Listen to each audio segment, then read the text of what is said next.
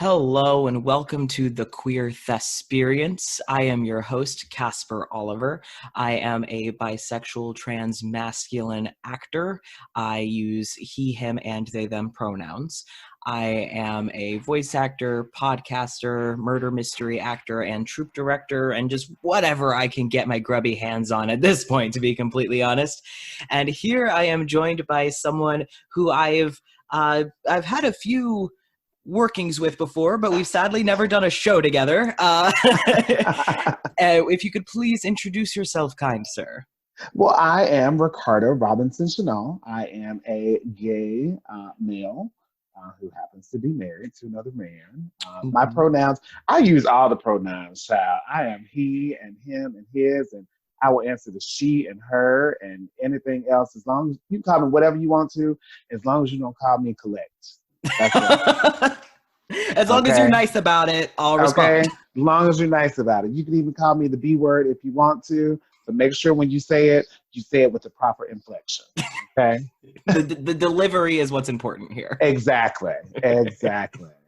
And what is it that you do in the entertainment industry? Well, I am a high school drama teacher. I teach dance and drama, and probably the biggest thing that I guess I would say famous for, if there is such a thing as being famous for, but I teach color guard, and I do marching band design and all of that stuff. So. And Ricardo and I met because he, when I first became troupe director, he came in the first wave of auditions, and he auditioned for you. One of the roles you used was the cheerleader, and you did that high kick and the bounce. And I'm sitting there, and I looked over your resume, and I saw that you played Mr. Mistopheles at one point, and I was like, that's where that is. That's where that came from. Yeah, once upon a time back in the day, I choreographed a community theater production of Cats, and got to dance and sing the leading role of Mr. Mistopheles, which was fantastic. And is honestly, Mr. Mistopheles and Rum Tum Tugger were always my two favorites. So I saw that on your resume. I'm like, I get in my troupe, and you joined. So we're going to be focusing more on the how you are as an educator and also working with color guard. But one thing that you touched on that you wanted to talk about was growing up as a gay Black man in Mississippi. So I feel like that might be kind of good for the origin of, I have everyone start with, tell me about when you first started acting, or when you first came out or started coming out, because you never stopped coming out. But you actually gave the perfect sort of starting point. So I will kind of let you just chat about growing up as a gay Black man in Mississippi. Yeah, it's so interesting because so many people ask that question. They always say, when I tell them where I'm from, they're like, what was that like for you? And it honestly has shaped me into the person that I am. Here in the last couple of weeks, I've been doing a lot of interviews and talks and discussions and things like that. And one of the things that I love doing is I love telling the story of me, how I came to be, how I came into this world, how I got into what I was doing. The story of me starts in a very small town in Mississippi. There are more cows than people in said small town. My mother and my father got pregnant with me at a very young age. They were both in college. My mother was a modeling and fashion merchandising major, and she was captain of the school's dance team. And my father was the star football player. So, it was assumed that I was going to turn out to be some sort of athlete because my father was so athletic. But we'll get to that in a minute. But my dad left the community college that they went to, and he moved to Arkansas on a football scholarship, in which he was Scottie Pippen's suite mate in college. So Scottie Pippen is my Uncle Scottie. I used to go to Scottie Pippen's basketball camp when I was a kid, because my dad wanted me to play basketball. But I was always taken from my family by the cheerleaders and the band people. And I just was so enamored by the flags and the color guard.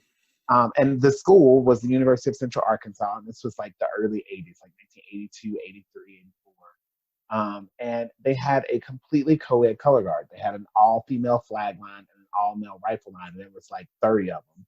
And I thought it was the coolest thing, being this, tiny kid who could barely walk.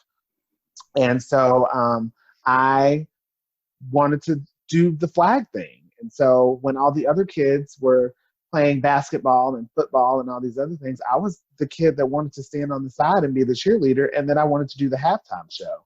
And my grandmother, God bless her heart and her soul, worked for a clothing company that made Hugo Boss jeans, and she sewed.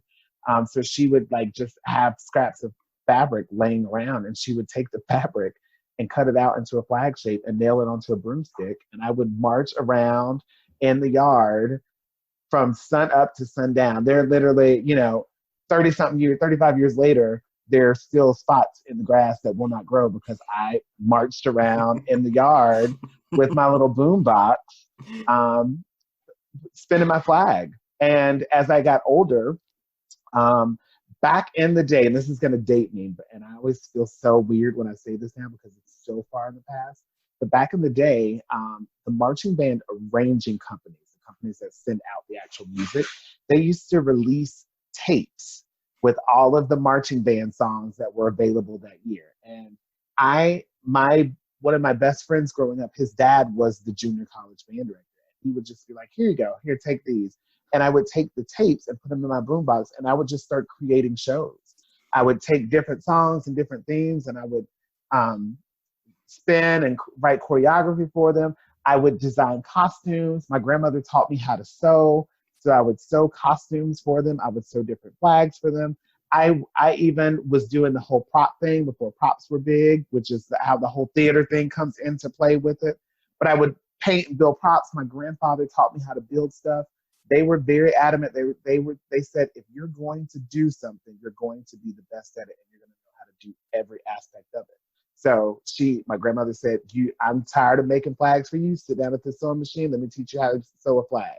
And then it was, I'm tired of sewing costumes for you. Sit down. Let's figure out how to sew sequin vests and all that stuff.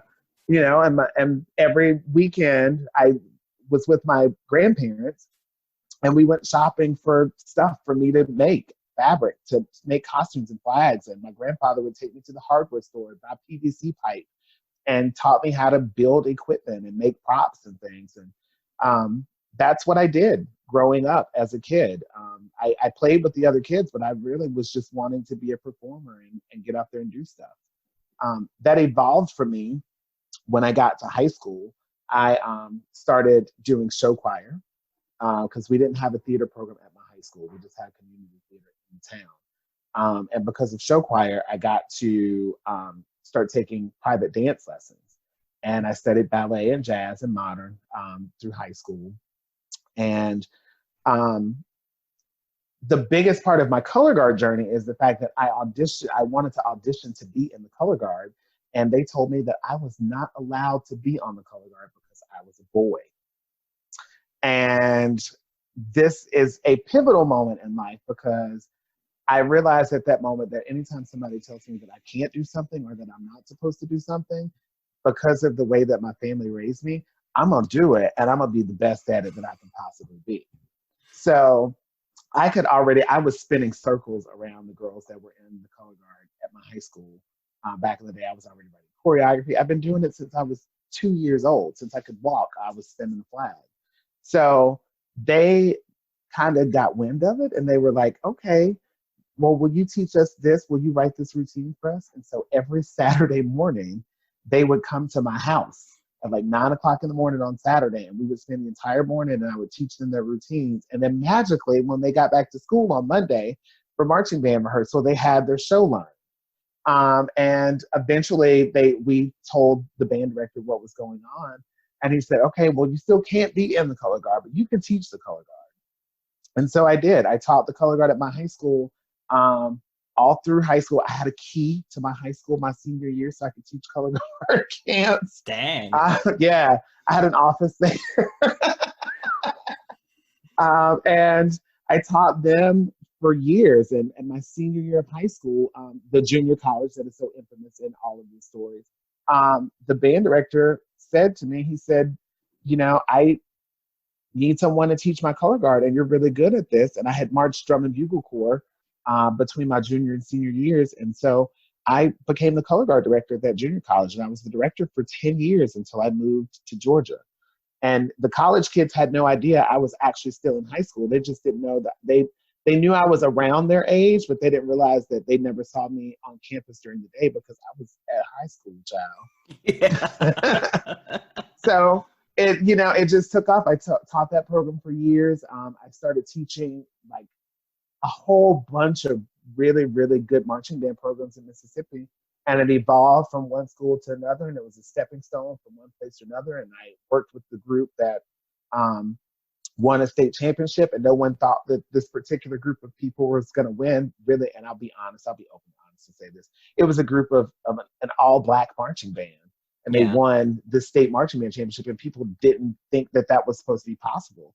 So then I got offered a job to be the choreographer for one of the top named schools in the state, and I was the color guard director there and another top program simultaneously in the junior college until I moved away. And all through this experience while I was doing this, I started doing community theater. My first role in community theater was I played the dancing version of Curly in Oklahoma. And so this is a fun story that you will love, Casper. The lead person in the show was an older white man who was like 5'2", and I was 5'9", and a Black man. He was kind of stocky, and I was not stocky then or now. I'm skinny. I was very skinny back then. And the whole scene starts with him singing and blah, blah, blah, and the scrim comes down, and then they're backlit, and you see me standing behind him, mirroring his gestures. And then all of a sudden the screen rises up, and everyone is supposed to believe that this white man has transformed into this like 15-year-old Black boy who is doing ballet behind him. And that was my debut on the stage for musical theater. I did the same thing in Carousel the next year after that, and then went on to do a whole bunch of musical theater shows in junior college. When I got to university, I got a gig choreographing for one of the best high school theater programs in the state of Mississippi. And I got my first directing job. They allowed me to direct there. Helped craft an original play, Katrina Through Hell and High Water. If you've ever heard of that, it won like Southeastern Theater Conference and was performed at the Kennedy Center. It was in talks to be off Broadway. It's still being performed now. Yeah, I helped write that show. And I was, the university asked me to be the choreographer in residence for the opera and musical theater department while I was studying dance and musical theater and voice there. So just a long, long history of like one step opening up and creating another step, and doors opening up and doors closing, but then a window popping open and me crawling my ass through that window. And, lo and behold, 20 years later, I'm here in Florida, part of the Murder Mystery Company, whenever I have a free moment to do a show. You are so busy, dude. Yeah, and teaching my color guard and running my theater program and running my dance program. Only Ricardo can see me, but I have been smiling so wide the entire time he's been talking. My face hurts. Like, I love this so much. I didn't realize that you started so young. Yeah, I did. And, and that's one of the things. It's like I look at life now, at 38 years old, and this is something that I've done for my entire life. I don't know how to not do it. Right. It's so in my blood that I always tell my students a lot of times whenever they get cocky, I say, sweetie, I forgot more information this morning on my drive to work about color guard and dance and theater than you will know in your entire life. I've been doing this for so long. Yeah. It's like, I've been doing this since before you were even conceived. I've been doing I've been doing this since before your parents were even, thought of. Now, at this point, I'm literally at the point where like I'm older than my students' parents. Dang. No kidding though. That's so wild. I mean, I'm not surprised that you've been doing this for so long, but I didn't know you had been doing this for like you tell me it's like, oh yeah, I started this when I was 2. I'm like, yeah, that sounds about right. Now, I love your story, but I kind of want to ask, as someone who also grew up in a town where there were more cows than people, more churches than houses, more cornfields than roads. How did being gay affect any of this when you were growing up? So um, my family all had really amazing jobs. My grandfather owned a trucking company. My grandmother that I spoke of earlier, she worked and was a supervisor for the sewing factory. My maternal grandmother was a lead sewing person for Lazy Boy, the furniture company. My mother was the human resource director for Lazy Boy. So we were prominent figures in the community. My aunt was an alderwoman. My godfather was the chief of police. All of these things. So it wasn't like I was, just some random person running around. Like people knew who I was. Right. As I was going through high school and starting to figure out the whole gay thing, most of my friends were white girls, and everyone thought that was weird, and it was an extremely racist town. Yeah. And people didn't understand why this little black boy, was running around with all these white girls, and it was very frowned upon. And there were a lot of people who, said things. And as I got older, I found out about conversations and people telling, their kids, well, you can't bring him to our house, and he can't go here, and he can't do this with you. But for every person that was like that, there was another person that was like, he's a wonderful person. He's a sweetheart. Look at his family. His family's great people. We just have to love him. And I remember it. I had a little gaggle of gay friends that we all did band together, and we were always going to band clinics and state festival and all these things. And we would always get together, and we would hang out. We had secret smoking spots at every place that we went. And so it was like our little secret. We would all get together and smoke cigarettes and, hang out. And they were in the same boat. They were all like, gays and girls that just wanted to be around the gays. And we started coming out to each other. And my freshman year of high school, I had a crush on a boy. He was on the football team, but he also was in show choir with me. And he started writing me these letters. And this is back before cell phones, people. So we were still writing notes and passing notes in class. And he and I were passing notes. He put notes in my locker. I put notes in his locker. And my best friend at the time, her name was Jessie. I kind of looked at her, and I passed her this note, and she just grabbed my hand in class, and it was in history class. I remember it. And she said, honey, you're gay. He's gay. It's okay. Go for it. We're still going to love you. We're still going to be your best friend. And that was the moment when it was okay. Yeah. I didn't just come out busting out the wall, because this was like 1996 in rural Mississippi. I'm not just gonna be like, oh, hey, honey, I'm gay. I was, So I had this secret boyfriend, and we would be in rehearsal, and then all of a sudden we'd run in the bathroom, like, oh, we would go in the bathroom and make out, or we plan these sleepovers or whatever, and what was going on. Oh yeah. And nobody was wiser. My mother, when I was a junior in high school, happened to go in my bedroom, and I guess she was snooping around, and she claims that she was looking for a shopping bag, but she found a bag of VHS porno tapes and oh no, and magazines, yeah.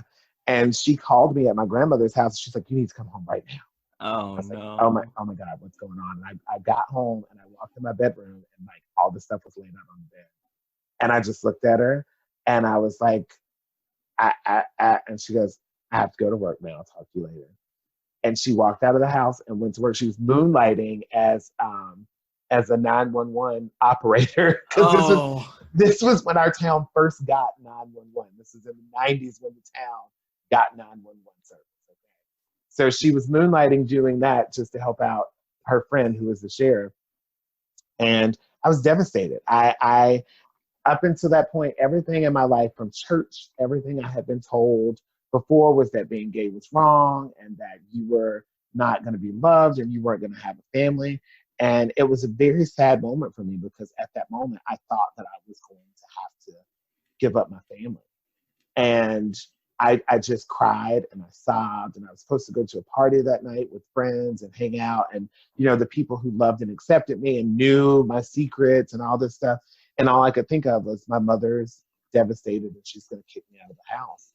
And I remember crying and just being so sad. And all of a sudden I get this phone call and it was my mom. And I was like, "Are you kicking me out of the house?" And she goes, "Oh God, no, baby, you're too fabulous for that."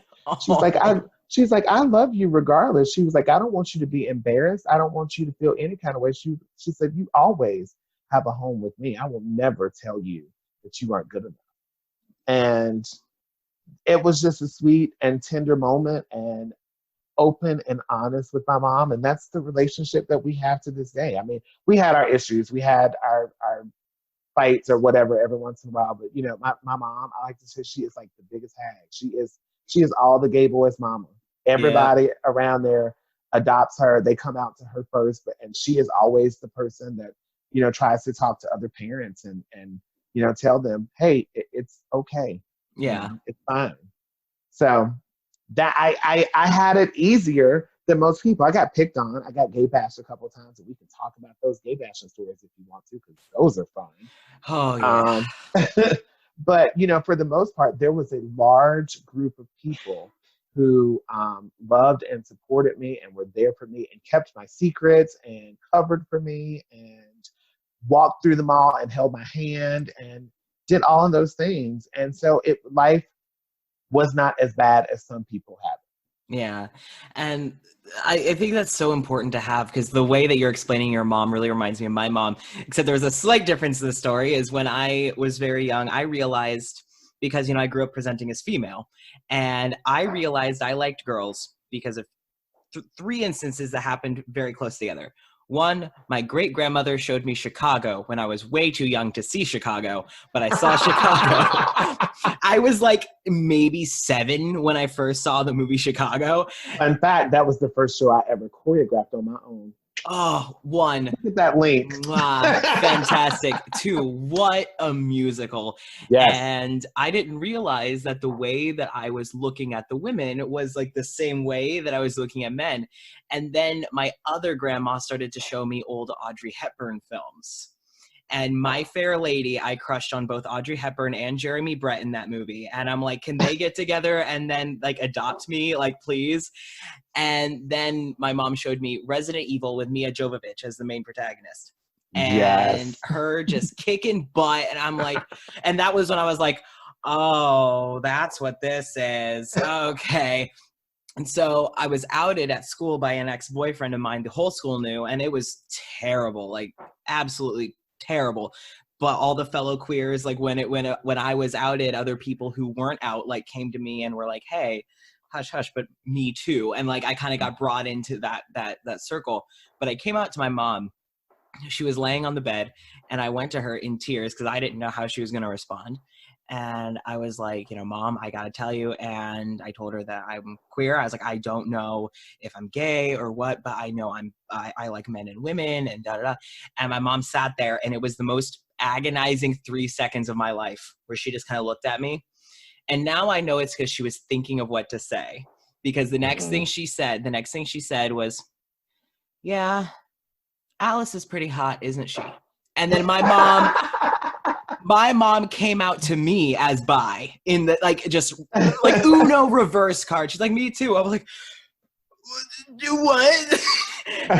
But my mom was also the one who would adopt everyone, and she almost fist fought my current roommate's mom because my roommate's mom was homophobic, and my mom almost got into a fist fight with her, which I would have paid to see, but glad she didn't do it.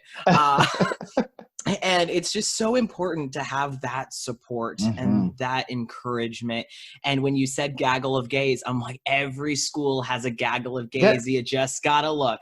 yeah. And I was the only gay. I mean, my best friend from high school came out when we were in college, yeah. when we were in university.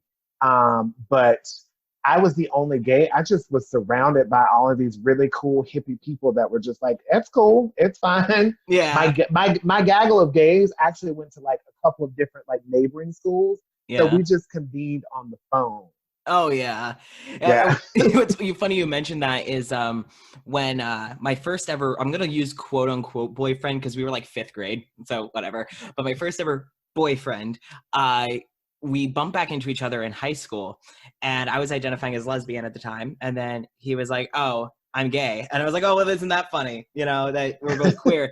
And then we reconnected over Facebook not too long ago. So not only are we both bi, but we're both trans, and we're just like, what? Because he's gender Wow. he's What gender are the fluid. odds? I know, and it was just this wild experience. But small world, and I always say there's more of us than you think. Oh, absolutely. I mean, Uh, I got secrets locked up in here, honey, that would topple government. So, it's like you should be lucky that I am keeping these to you better myself. be glad that I'm a lady, darling. And I'm not a lady never tells secrets, darling, because some Which, of you out there in the world. but oh, I could blackmail you for so much money. Absolutely. So, you another thing that you brought up, which I am very excited to talk about, is creating more inclusive classrooms and giving students an outlet to explore their queerness and educating other educators. Yeah. And I love this topic. I used to be a teacher, but it was for like newborns to 5-year-olds. So like those kids had no idea. Right. Right, but we had a lot of queer parents coming in, and so it was always good to see like the other parents be accepting of the lesbian moms coming in or the gay dads coming in with their twins, you know. And Mm-hmm. but you work with significantly older kids than I did, so, and the kids that are dealing with this. So I would love to have you talk about your experiences with making these more inclusive classrooms and educating people, because unfortunately that burden does fall on us as queer people to Yeah. educate. And so I would just love to have you talk about that for a bit. It does. You know, when I first started teaching, I kept my private life extremely private. And for the most part, I mean, I'm not going around spilling all of my business. Right. But I never commented on boys. I never like made mention of it. And it was when I moved to Georgia, of all places, the kids were just like, girl, and like that's when they started embracing just calling me girl. They were like, girl, that's fine. Like, girl, yeah, did you see him? Did you? And the parents, the band dads, were the first ones to be like, dude, it's fine. Do whatever. You're good. And they were so open and like free. And they thought it was awesome that their kids were being taught by this gay man. And so when I moved into like actually teaching, I just kind of started like not hiding it so much. I started off as, being closed off, and that was the thing. And then it just got to be more open.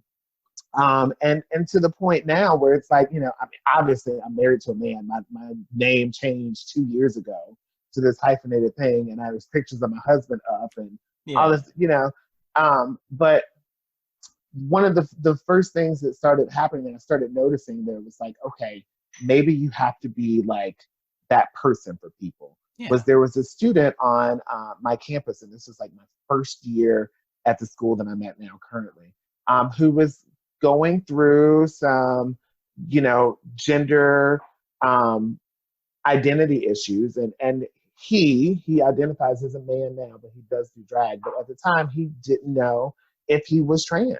Yeah. And so he was wanting to come to school in drag, and he was wanting to go to the prom in drag and all these things. And so my principal at the time, she just called me in the office, and she's like, listen, she was like, you and I can talk about this stuff.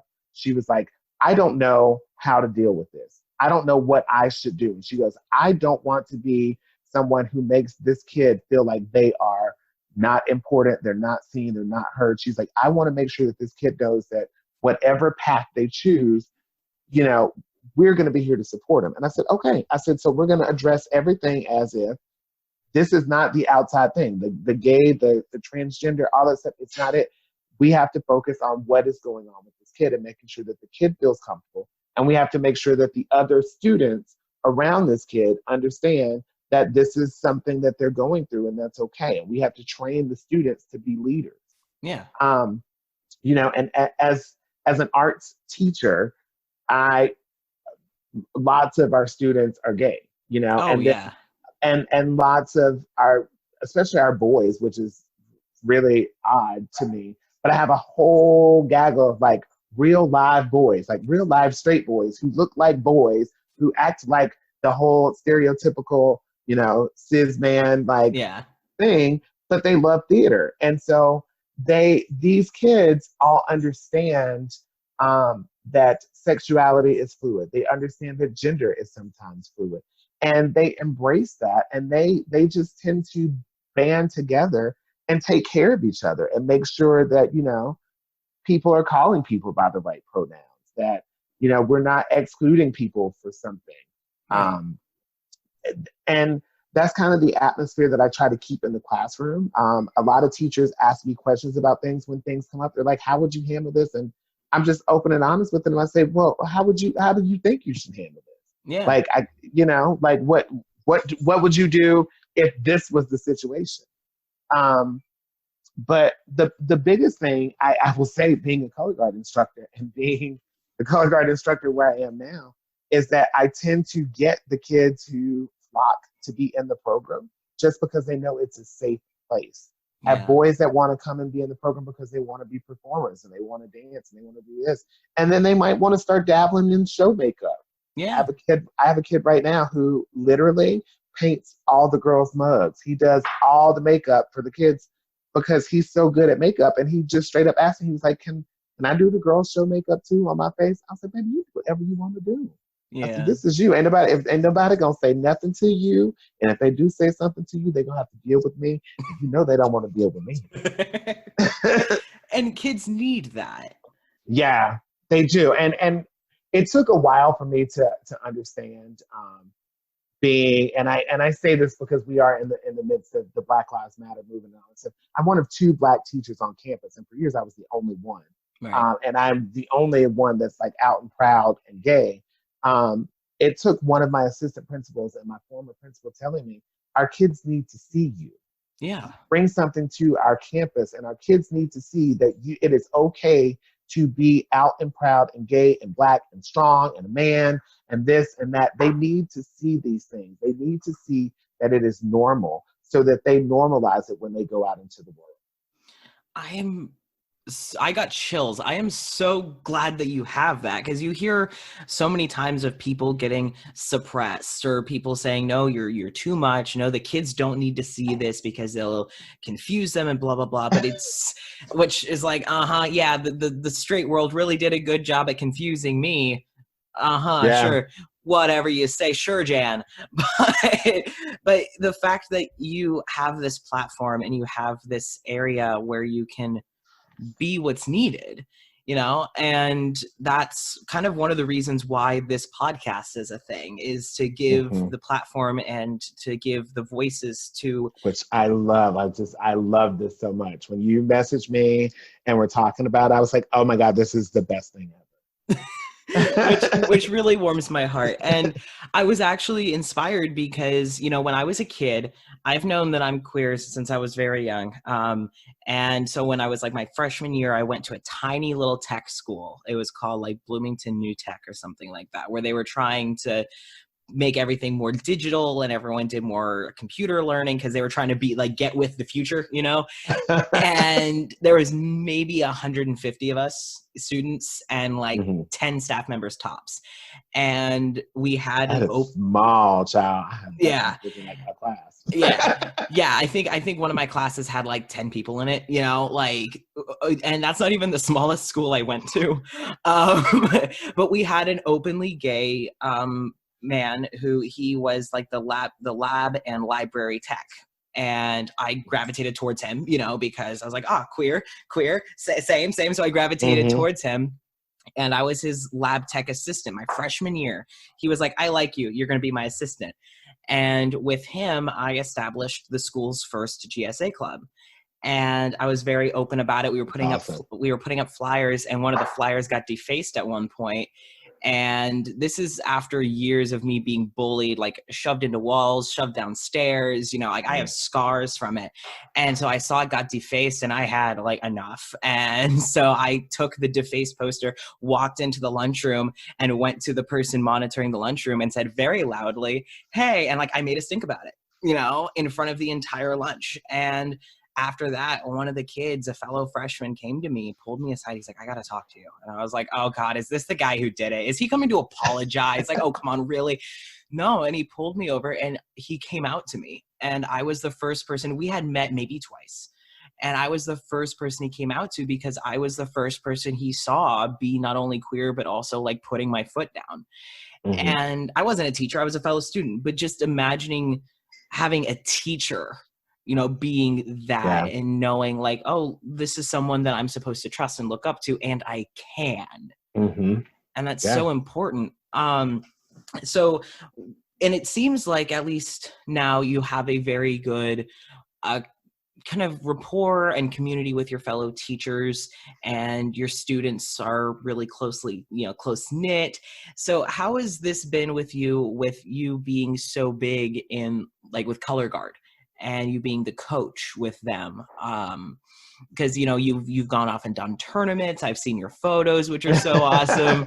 So, kind of, how has that experience been? Have the two worlds collided in any notable ways? We do things, we win things occasionally. You know, just sometimes. Just sometimes.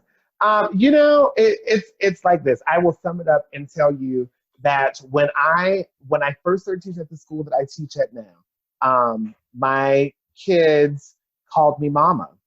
And everyone wondered why, and they were like, well, we spend more time with him than we do our actual parents, and he gives us all of this advice, and you know, he takes care of us, and he kicks our butt whenever we need to get our butts kicked. And so it stuck. And so when I moved to the high school 6 years ago to teach full time, I would be walking across campus and you hear kids scream, mom, and they were always referring to me. So and now it has just stuck. It has been years of the entire Color Guard calls me mom. My thespian troupe calls me mom. The kids who are in my advanced class call me mom, or they call me Mama Ricky. Like my backpack that's embroidered, like my team backpack has Mama Ricky on it. Like all of my stuff says Mama Ricky because I am that person for those kids. And it's not just there. Like I've taught independent groups, university groups, and those people are out in the world and they're teaching. Wherever I go, if I hear the word mama, I immediately respond to it because I'm like, where's one of my babies? Yeah. You know, I don't even answer to Ricky or Ricardo anymore because I don't hear that anymore. But if the kids, like if we're on the field and we're doing something and they're 50 yards away and they need my attention, they don't say Ricardo, they don't say Ricky, they don't say Mr. Robinson, they go, Mom. And I just turn and I'm like, what is it, baby? You know? So, and I think that right there sums up how I feel about my kids and how comfortable my kids get with me, and the love and mutual respect that I have for them. Their parents also call me Mama Ricky. You know, because, I love that. You know, I am half the time. There's so many times when my kids' parents, my kids are doing something at home, and their parents don't know how to deal with it, and they just call me and they're like, "Listen, this is what's going on at home. Can you handle this?" And then the next day, Mama Ricky gets on the scene, and the kids are like, right. Yeah, because they listen to you. Yeah, you know. And I'm that fierce Black lady that, you know, everybody needs in their life. Yeah. I just so happen to be a man. But that's kind of how it fits into the world. I mean, like my role as mama has been for generations of kids now, and raising them and loving them and showing them that your queerness or your straightness or whatever in between that you are is okay. You just have to be a good person. You have to be a decent person and do good things in the world and for other people. That's all I want kids to do. And I want you to love one another, and I want you to respect one another. And do that, and if the rest of the world could do that and have that model, then we would live in a great place. Oh yeah, the world would be amazing. The world would be better with more Mama Rickies. Yes, it would. No, and you said that, and it was just kind of reminding me. Like, I don't know, because you and I haven't really done shows together. Sadly, I've seen you at rehearsals and stuff, but the entire troupe calls me Dad.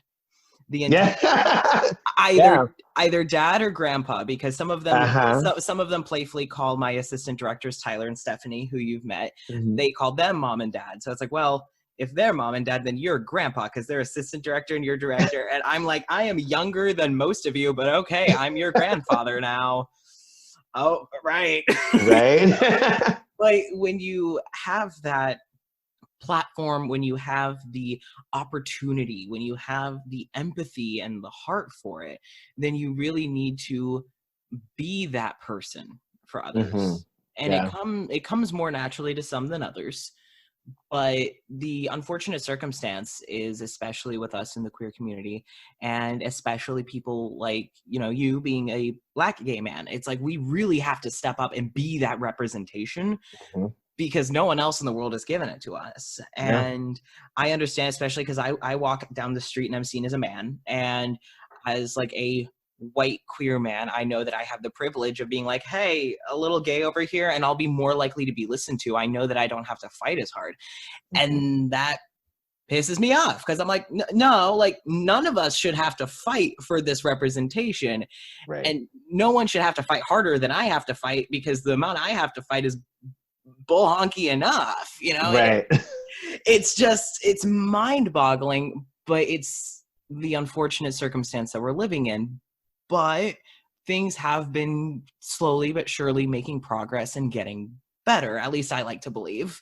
Yeah. We're getting more representation. We're getting more rights. We're getting more, and we're being seen. When I was a high school kid, I remember I was glued to the television show Dawson's Creek, because there was the one gay character on that show, and you never saw this character with the boyfriend. You never saw anything. We went through the journey of this person coming out. It wasn't until college that I think he actually like kissed somebody on TV. Yeah. And we had Will and Grace, which was groundbreaking. Oh, yeah. And so we didn't see ourselves in any type of normalized situation. It was always the queer people were always the extravagant, flippant person that comes into the room and does whatever and for comedic relief, and then that's it. Or the villains. Now, or the villain. Always the freaking. But now, we have every major television show mostly has some type of queer representation. So we see ourselves being normalized, which is hopefully leading to the world to realize that we are normal people. We do normal jobs. We are your teachers and nurses and, grocery store workers and CEOs and bankers and all of these other things. We are woven into the fabric of society, and we are normal just like everyone else. Yeah. And I remember you mentioned like having queer characters just being characters like everyone else, That's what's so great about, we have these cartoons now like Steven Universe, KKO, She-Ra, where it's, you have these characters, and it's like some of these heroes just so happen to be gay. Some of these villains just so happen to be gay, but they're not written like as the gay one. They are just right characters. And I will have an eternal love for the show Lucifer on Netflix, because one, beautiful. One, because he's hot. Hello. Hot as hell, but ching. But just I will always remember the episode where the woman was like, Lucifer, I need a list of everyone you've slept with in the last like 6 weeks or something. And he's like, you're going to need a bigger notepad. And then it pans out to show the line of people he slept with. And you see men, you see women, you see butch women, you see effeminate men. And it's just all kinds of people. And there's never a joke about it. It just happens. She's just like, wow, that's a lot of people. And then moves on. Yeah. And it was this moment of, well, did they just do that? Did they just, because if it was all women, it'd be like, yeah, it's Lucifer. Of course he's going to sleep with a lot of women. And it's just, they treat it so normal. Or Good Omens. Yeah. You know, when they had Crowley in 2 different time periods dressed and presenting as female. No one batted an eye when Crowley was the nanny with the long hair and the dress. No one batted an eye when back in Jerusalem he was dressed in very feminine garb, you know, and you're seeing it now. And Yep. it's when Oh my goodness. handled right. Schitt's Creek. Oh, Can I we need to talk watch about that. That's on my how list. you need to watch that? It is brilliant because it's no one makes a remark about anything. Like when David is dating a girl and then David starts dating a boy, it's just normal. Like it's a portrait of what the world should be. And I hope that we're getting closer to that point to where it's just not a thing. Like I don't need to announce to you that I'm gay. I don't have to. I have a ring on my finger, and guess what? I'm married to a man. Yeah. Okay, keep it moving. You Yeah, know? but this has been so much fun. I love it when my face hurts from smiling and laughing, and that's how it always is with you, girl. Oh, That's thanks, how it always is Casper. with you. I love chatting with you. We always have just a good old kiki Yeah. whenever we get to chat. Hopefully, we'll get to do some shows soon or Yes. something together. Anything. Now that the marching band world is kind of halted, I kind of have a little bit of time. So. Yeah. Well, we'll see how Florida decides to handle everything, but people, you should be glad right now that you can't actually see my face and the facial expressions that I'm making because my eyes are rolling so hard. I am going to be cross-eyed tomorrow. Yeah. Oh, and you're an educator, so you definitely have a lot of very rightful opinions on this matter. Oh, if you could see his face, that's a mood, though. That is a whole. I don't even think they need to see the face. They know. They know. But Lord, give me the strength. Well, before we wrap up, there are 2 things that I ask of every guest. First thing is, you have experience in this. We talked about it. The advice that you give to people, the younger people who are just trying to figure themselves out, needing some words of encouragement, maybe especially those going into the entertainment industry and are trying to find their place in the world with their identity and their performance. What sort of advice have you found yourself giving the most? You know what? I have this phrase, and I say this to my students all the time. You know, everyone has this thing about being normal and normal this and normal that. You know what? No one normal ever changed the world. No one who was considered normal ever did anything, good or bad, to make a difference and change the world for anything. So embrace being quote unquote weird and just go with it. Love yourself. As RuPaul says, if you don't love yourself, how the hell are you gonna love anybody else? You know what? And those are words to live by. You know, don't be afraid.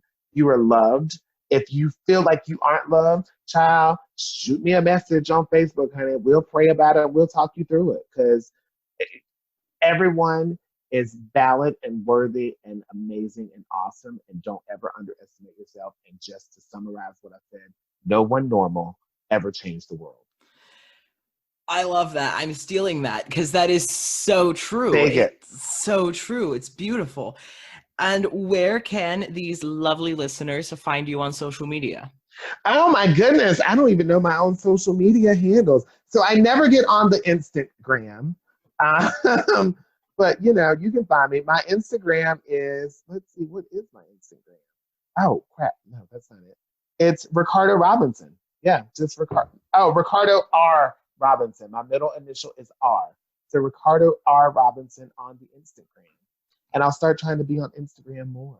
Oh, well, yes. Look at that. Making changes in the world one step at a time. And my Twitter, which I never get on Twitter, is at Flagtwerk. FLAGTWERK. Oh, I love it. Oh, I love it. I love this so much. And if you are on the Thesperience Twitter and Instagram with his promo post, I will tag him in it. So you can just go click on those posts and find him through there.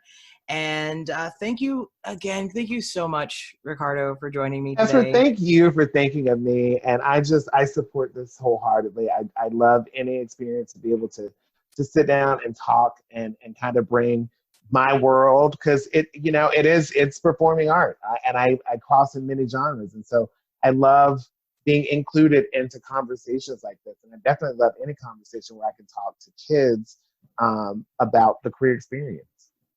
And that's, as I said, that's what I'm hoping with this. And you've just been so, from the moment I met you, so unapologetically authentic, which is one of the things that really drew me to you. And like, you walked in the door at rehearsal, and I remember there have been some people who have joined the troupe that have either been out from relatively the very beginning or came out to me a little later on, and were like, I was really nervous walking in that door because I didn't know who the director was going to be. So I kind of put on a bit of a performance. I dressed either more masculinely or more femininely to try and appease whoever the director was. No, but you walked in that door and there was never a moment of hesitation. It was just, and like, you walked in the door and there was no ignoring you, and in the absolute best way. And that is one of the things that I really appreciate and admire about you as a person, is you're just so Thank you. authentically. I just gotta be me, baby. I just gotta be me. I can't be anyone other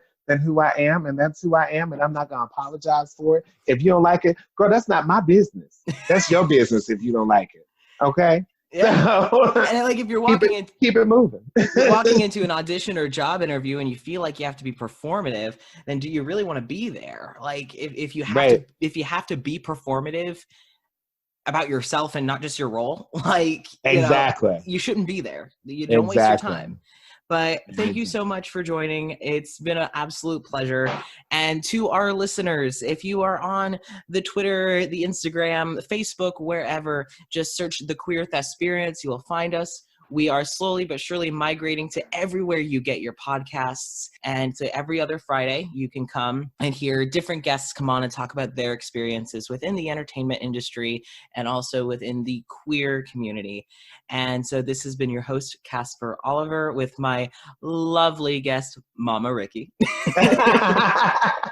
Signing off, and remember, all the world's a stage, so give them one hell of a show. Thanks for listening in. Bye-bye.